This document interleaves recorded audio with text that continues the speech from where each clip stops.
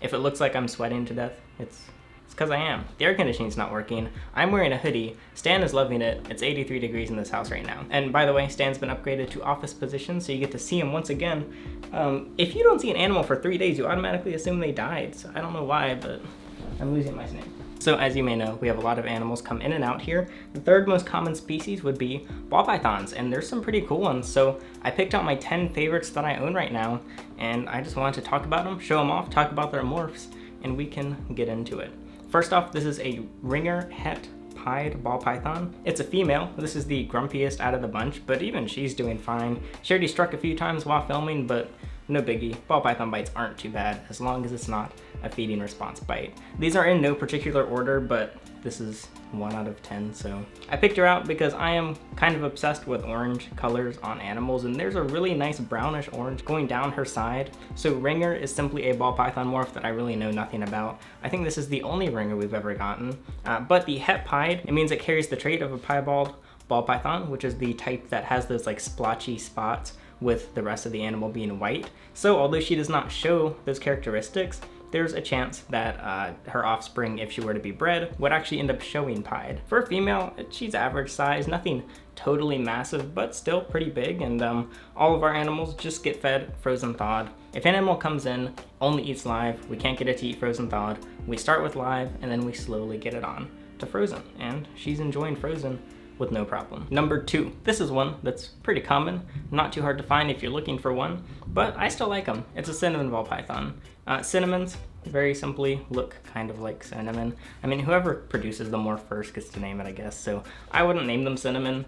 I'd name it like chocolate, but I think there's already a chocolate, so I guess you can't do that. Anyway, this is a male ball python. This one actually has a pretty decent little scar on the bottom of its tummy. We've seen scars like this really often with snakes that come in. I don't know what exactly they're from, but it looks like a cut. It doesn't look like a burn or a bite from a rodent or something, but it really looks like there was something sharp in the enclosure and he just kind of slid over it. Probably my favorite thing about cinnamons is their pitch black eyes. Sunny, my yellow-bellied ball python, who is not actually in the lineup, sorry Sunny. He has very dark eyes and it's very hard to see his pupils, but cinnamons like this one have pitch black eyes where you can't differentiate the pupil at all. This is probably one of the cheapest morphs if you're looking for something that is not a normal. Personally, I wouldn't buy one. And speaking of availability, most of these snakes are actually available at emeraldscales.com. As of filming this, obviously, they might have already sold. Anyway, this is the cinnamon. Not much to say about him.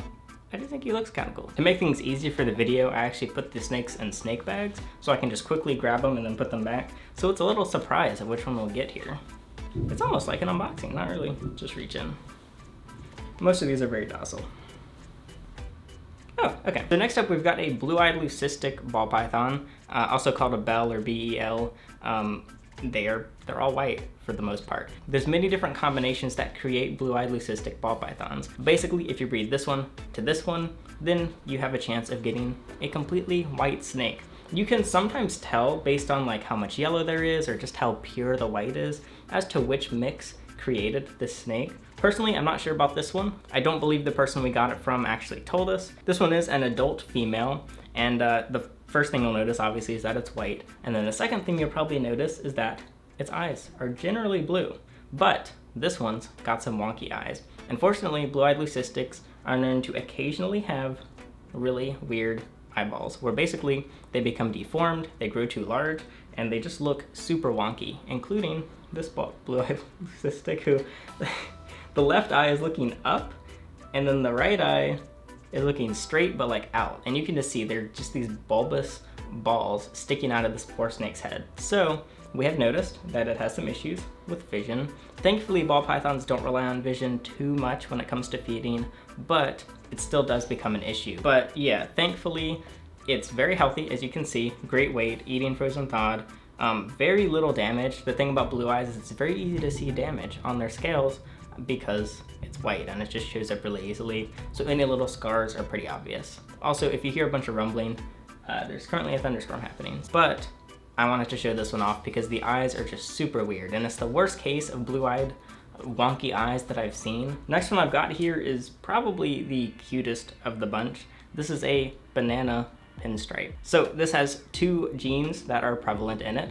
First, banana, which generally causes snakes to be pretty yellow and have little black polka dots all over them, or little black spots. Although you can find bananas without spots, generally they do have them. And I get tons of pictures of people asking if their snake has mites and how to get rid of the mites. And I ask for a picture, and it's just a banana with normal black spots. So just because your snake has spots doesn't mean it's mites. Also, mites move around and you can squish them, but you can't squish patterning on a snake. The second part, pinstripe, is what gives the snake this pinstripe pattern.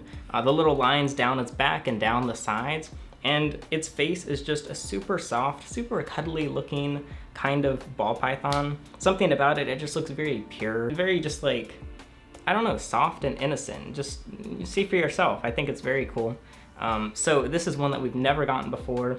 It's a really beautiful individual, and this one is a male. You can tell, for one, because it is an adult and pretty small. Generally, males are smaller, and it's just such a calm snake and such a healthy one. Like, there's nothing wrong with its pattern. Its white belly is perfect. There's like not a single sign of anything. Actually, there's one little tiny black spot. I thought it was dirt, but it's just a little spot, and that's the only thing on its super white tummy. So I'd say this is possibly my favorite out of the bunch, but there's a few others that are really high up there as well. Personally, I don't find pinstripes, just a pinstripe, that interesting, and bananas are cool, but I wouldn't necessarily get one. My favorite used to be banana pastel. I used to really want one. I'm not looking for one now, but it's cool to be able to see them come in and just get to spend some time with them. Next up, a single gene ball python. This is a female, and it's a butter. Just a butter, nothing else. It's yellow. I like yellow animals. What do I have to say about it?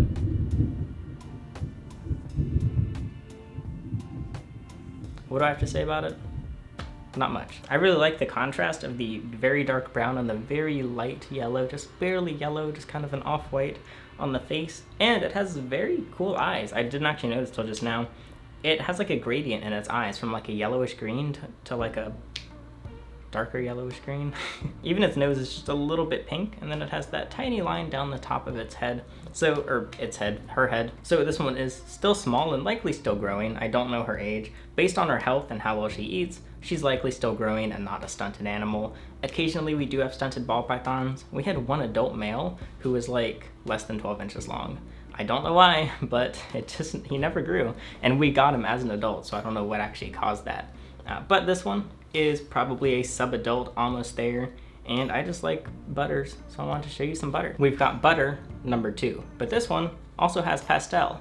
Pastel is probably one of the most common morphs you see in ball pythons, and it's a trait that people often mix with other traits. And so you mix pastel with these other traits and these other morphs, and you get even cooler animals like this, wait, what is it? Like this butter pastel. I don't know, I forgot. This one is a male, so he's gonna stay smaller most likely, but just same deal. Super soft white tummy, very yellow, extra yellow on the back basically. So yeah, it's just like the previous one I showed, but he's even more yellow, and I wanted to show that comparison. The rain has now begun, so you get some ASMR if you can hear it behind me. The next one might come as a bit of a surprise that I'm including it, but it's a spider ball python. Oh gosh, why am I including a spider ball python? Well, if you are new to the channel or don't know much about spiders, it's another trait that is extremely common on ball pythons. It's plastered everywhere. So many animals have spider in them. If you Google spider ball python, you might see my video. It's called Why Spider Ball Pythons Are Terrible. And a very short rundown, because I don't want to bore you if you already know. A spider ball pythons very often have a neurological issue that is connected to the chromosome, so it's impossible to separate it from the spider gene. This neurological issue tends to cause what's called wobbling on their head, where their head shakes around or wobbles. There's also something called corkscrewing, and it gets so bad that some snakes can't even keep their balance, don't know which way is up, and causes a ton of other issues. Lots of debate around it. Tons of people love them, tons of people hate them. Many people breed them, many people think they should be just completely banned, and there's lots of opinions. So you can hear my opinions in that other video, but the reason I'm including him is because I am told that I'm never showing off spider ball pythons that aren't that bad, and I'm always showing the worst examples. In my personal experience, I've worked with maybe 1 or 2 dozen that have actually come in and that I've actually gotten to see hands-on, and almost every single one is super bad. But this one just has the least of those issues. His head simply wobbles around and shakes just a little bit, and he does actually eat. You will notice he's probably the most thin of the snakes because he does eat the least. And so even with this example that is not as bad, it doesn't sway my opinion on the subject, and I still don't see them as a good thing to breed, and I still don't support people who breed them. I also never buy from people or work with people who support breeding them. So it is a bit harder for us to get rid of spiders because we generally don't post them on the site. We just try and seek out people that might be interested because we don't want them to get bred, and we also don't want to profit off of them. So yeah, the first reason I'm including them is to show a less bad example of a spider ball python. And although there is a likelihood that the more you breed spiders that aren't as bad, the less likely they will have severe wobbles, there are those very common flukes that are still super bad with the offspring. And like I said, you can never disconnect the issue from the trait. The issue is the trait does make cool looking snakes. This is simply a normal spider ball python, and I like it. It's just a general brown, very white tummy, and really cool yellow speckles on the side. It's like the brown is just falling down to the tummy in these little yellow spots. I think it's cool looking, but I don't think that at all justifies breeding them, selling them, or buying them at all. So no, I would not have bought this snake. This was simply sent in to us like the rest. And whether you think it's super cool looking or super ugly, hopefully you won't deny that there are issues with them. But I just wanted to throw him in the bunch and show him off, because honestly, he's really not that bad. If all spiders were like this, wouldn't really be that big of a deal. But sadly, that's not the case. Next up is another adult male ball python. Very cool looking, but I don't exactly know what he is. It's a pastel something. It's very similar to a pastel. Maybe it's a super pastel. I'll try and figure it out before I post it on the site. If you do know, feel free to let me know in the comments, because I'm having trouble with this one and I don't have previous info on it. But it's a pastel with just some super bold brownish areas, and I think it's really cool how thick those spots are.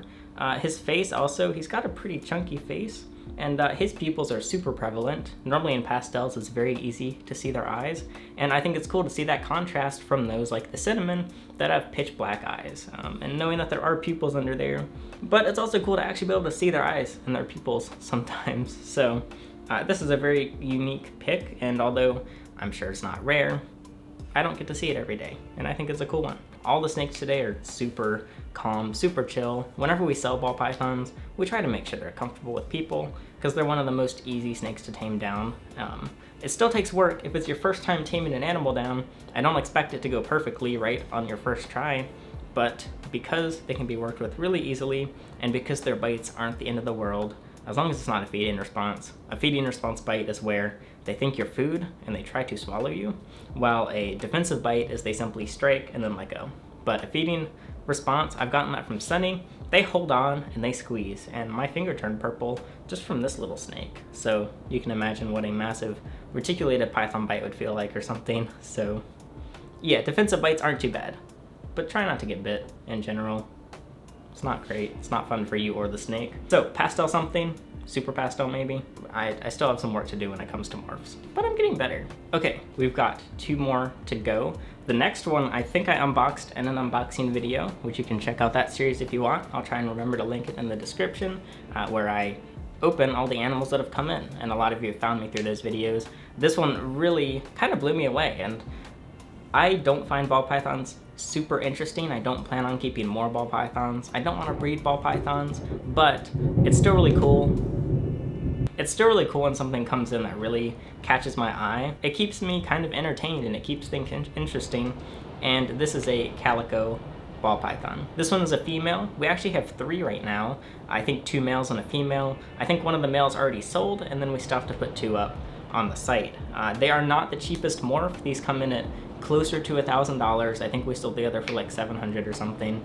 And I think they're worth the money if it's something that you're seeking out, especially if you do want to breed, because they are pretty valuable.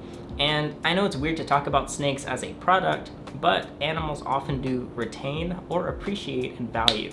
I like finances. I love talking about finances and money in general, and buying something like a car is going to depreciate a lot in value.